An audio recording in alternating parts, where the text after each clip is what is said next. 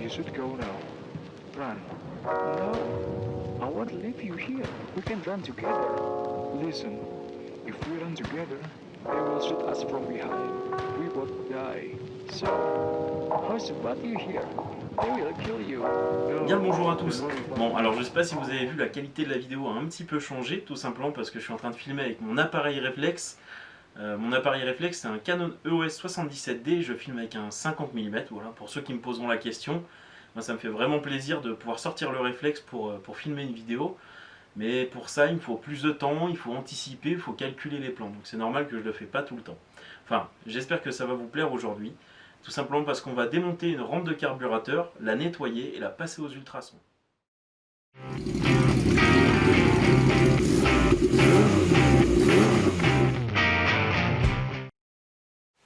Alors déjà, quand on bosse sur des carburateurs, le premier truc à faire, c'est d'avoir un établi super propre. Et moi, ce que je fais toujours, c'est que hop, là, on recule ça. Et donc là, je viens mettre du papier partout sur mon établi, de façon à ce qu'il n'y ait aucune poussière.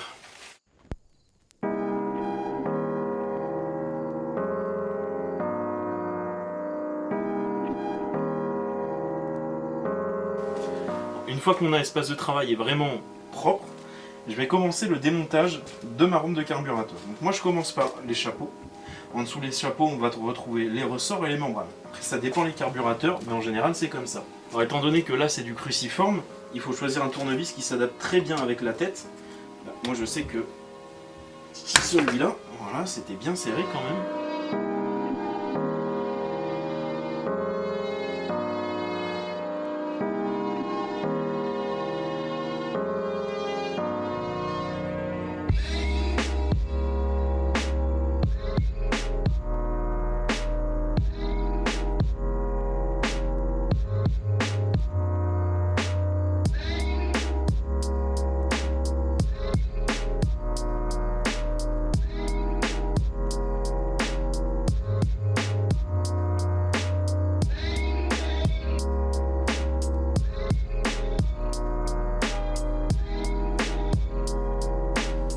Voilà, donc on se retrouve donc avec le boisseau, la membrane et l'aiguille. Pour pouvoir démonter l'aiguille, on a un petit plot qui vient le bloquer. Je ne sais pas si vous allez le voir. Donc là, tout simplement, je le renverse en faisant attention à la membrane. J'appuie sur mon aiguille. Voilà. Et là, on est sûr que tout est à l'intérieur. À partir de là, je repositionne ça ici. On a l'aiguille. On a donc le bouchon. Et le petit ressort qui vient maintenir l'aiguille. Je fais ça pour les 4 parties.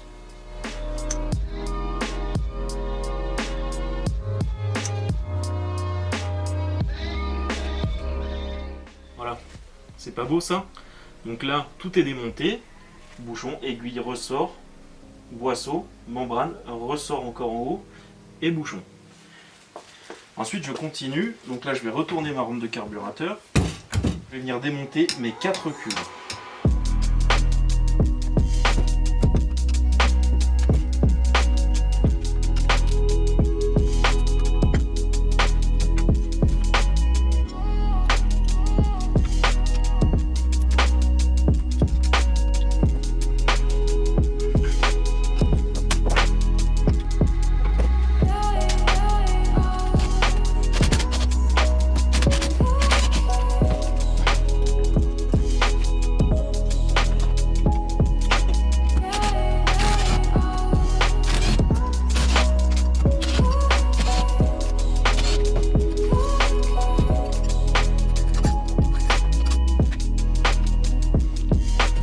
À partir de là, après, on va avoir gicleur principal, gicleur de ralenti et vis de richesse, ainsi que flotteur et pointeau. Donc on va démonter gicleur de ralenti, gicleur principal et vis de richesse.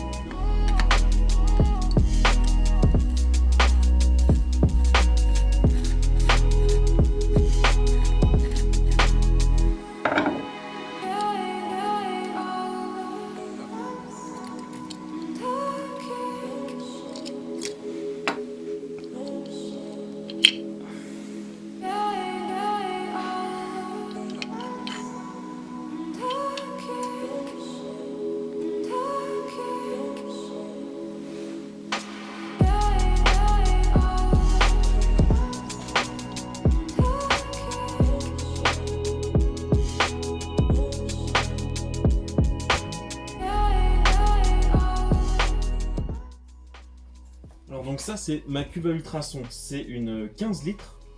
À l'intérieur je mets du produit spécialement pour bac à ultrasons. Donc c'est un dégraissant et un produit qui va augmenter l'efficacité de l'ultrason, ça va être un meilleur conducteur. Ce que je fais, c'est que je m'occupe de carbu par carbu. Comme ça, je mélange pas mes pièces. C'est-à-dire que là, je m'occupe du carbu 4. Je mets tout dans le bac, je m'occupe de nettoyer. Et je remets en lieu et place ici. Comme ça, je me trompe pas et il n'y a pas de problème. Bon, pour les petites pièces, moi, je prends une vieille boîte de conserve. Je mets tout à l'intérieur. Hop.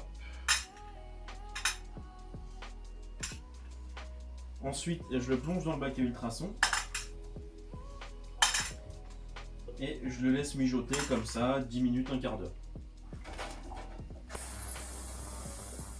Alors maintenant que pour le carbu numéro 1 c'est fini, je suis en train de penser, je vais mettre la rampe. Alors là on peut voir que tac tac tac c'est bien dégueulasse partout, ici c'est bien dégueulasse, là entre les carbus aussi, mais surtout à l'intérieur.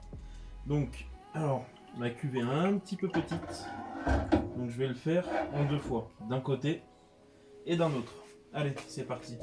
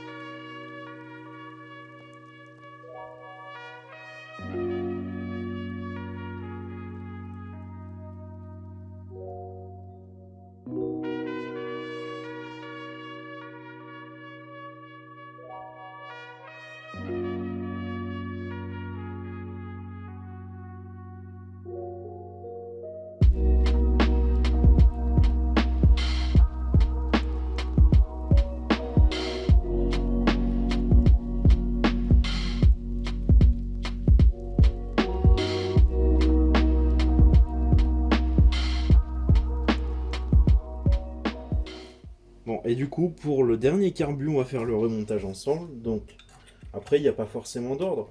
Et si vous avez su démonter, vous saurez remonter. Moi, je suis toujours de cette politique-là. Donc, ça, ensuite, on serre pas comme un bourrin. Voilà, ça suffit. Petit coup de soufflette là-dedans. Voilà, on remonte ça. J'espère que ce nouveau format de vidéo vous plaît. J'aime bien maintenant faire des vidéos où je parle pas forcément, où voilà, on fait des petits, comment dire, des petites séances mécaniques, des petites séances chill comme on dit, comme disent les jeunes. Mais ouais, moi ça me fait bien plaisir, je fais de la mécanique, j'en profite pour filmer. Il y a des fois il n'y a pas forcément grand chose à dire, comme là pour la rampe de carbu, j'avais pas 10 000 trucs à dire. Mais je voulais vous montrer un petit peu comment je fais, comment on fait pour nettoyer une rampe de carbu. Tout simplement parce que certains peuvent se poser la question. Ou alors quand certains veulent le faire, ils n'osent pas forcément se lancer. Après, mon seul conseil pour nettoyer une rampe de carbu, c'est de prendre son temps, être patient, organisé, très très organisé. Vous avez vu un petit peu comment je rangeais tout à l'heure. Là, bon, bah, le coin est un peu éclaté. Qu'est-ce que je voulais faire là? Ah oui, d'avoir les bons outils. Alors vous voyez ça par exemple, c'est une pince à sucre. Mais ça me permet d'aller dans des endroits un petit peu à la con. Et j'ai plein d'autres pinces comme ça. Je vous ai jamais montré. Mais j'ai des pinces de chirurgien. Et les pinces de chirurgien, là où c'est génial, c'est que... voilà, alors déjà la pince à sucre. Ah même pas, non, c'est une pince de chirurgien ça. Mais c'est juste que ça ressemble à une pince à sucre. Pince de chirurgien. Une autre pince de chirurgien mais avec des tout petits becs et des becs avec un retour au bout. Et regardez un petit peu la taille du bec, c'est minuscule, ça va n'importe où ça. Là, là-dedans je vais récupérer une rondelle. Et ensuite j'ai une dernière pince de chirurgien comme ça. Et dernièrement j'en avais une comme ça, mais je sais pas où je l'ai foutue. Donc ça c'est bien pratique. Donc voilà, il faut voir les bons outils. J'en étais où? Donc flotteur, pointeau. Ah, j'ai pas remis l'axe de flotteur. Voilà, il faut prendre son temps pour faire les choses. Alors après, vous pouvez faire ça aussi, un nettoyage de rampe de carbu avec du nettoyant frein, avec pas mal de choses, mais il faut prendre le temps de déboucher et... Comment dire? Comment vous dire ça? Il faut prendre le temps d'examiner chaque conduit et de nettoyer chaque conduit. En fait, c'est ça qui est important. Bon, pour le coup, on fera jamais mieux que l'ultrason. L'ultrason, pourquoi? Parce que chaque matière a une fréquence de résonance. L'aluminium a une fréquence de résonance, le laiton a une fréquence de résonance, etc. Dans un bac à ultrasons, en fait, on fait rentrer en résonance chaque matériau. Ah, là vous voyez, un petit problème. Bon, ça ne pas faire, mais voilà. Donc chaque matière vient rentrer en résonance. Et quand par exemple l'aluminium est en résonance, tout ce qui n'est pas en aluminium et qui n'est pas à sa fréquence de résonance va se détacher. D'où l'intérêt du bac à ultrasons pour déboucher tous les conduits, par exemple, d'un carburateur. C'est vraiment le gros avantage.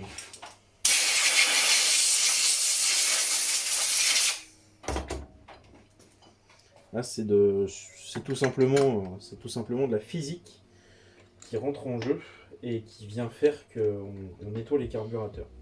Alors après, il y a toujours la vieille école du pinceau, de l'essence, du nettoyant frein, forcément quand on n'a pas un bac à ultrasons sous la main, c'est vrai que c'est pas mal. Mais dernièrement, pour juste faire un petit compte rendu, moi ma Vespa, vous savez la 150, elle tournait un peu comme une patate et elle tournait mal dans les tours. J'ai démonté mon carbu, je l'ai entièrement nettoyé et passé au bac à ultrasons. Et elle s'est remise à marcher comme il faut. Tout simplement parce que j'ai débouché chaque conduit et j'ai pris le temps de bien faire les choses. Là, on va enquiller sans bien gaffe que l'aiguille soit bien dans son puits, histoire de ne pas l'abîmer. Ensuite, le ressort. Je viens souffler mon chapeau. Là, je fais gaffe que ma membrane soit bien dans la gorge qui est prévue. Là, remontage du chapeau. Hop. Ça là, ça ici, et là, je viens serrer. Et là, regardez, on a une belle rampe de carbu, toute propre, toute refaite. Hop, attendez, là, avec le papier, je m'en sortais pas. Voilà, c'est nickel. Et cette rampe de carbu, elle est prête à partir. Bon, je sais que c'était pas une vidéo où j'ai beaucoup parlé. Il y a eu beaucoup de longueur tout simplement parce que moi-même j'ai passé énormément de temps à faire pas mal de choses, donc le nettoyage, le démontage, etc. Il faut tout faire x4 sur une rampe de carbu de 4 cylindres. Et voilà, ça prend énormément de temps. Il faut être très méticuleux, très minutieux, prendre son temps parce que un carburateur c'est très complexe quand même et il faut vraiment faire attention de rien, comment dire, rien perdre tout simplement. Alors c'est vrai que je le dis pas assez, mais suivez-moi sur Instagram, parce que je suis très actif sur Instagram. D'ailleurs, là je vais avoir posté des photos 2 semaines avant que la vidéo sorte, donc voilà, vous allez le savoir. Et puis abonnez-vous, ça me fera toujours plaisir, et la chaîne est en train de grandir de plus en plus, c'est vraiment cool. On a passé les 16 000 abonnés, 16 000 abonnés, c'est un truc de dingue, et ça me fait vraiment, mais vraiment plaisir. Donc, merci à vous d'avoir regardé la vidéo en tout cas, et puis on se retrouve pour une prochaine.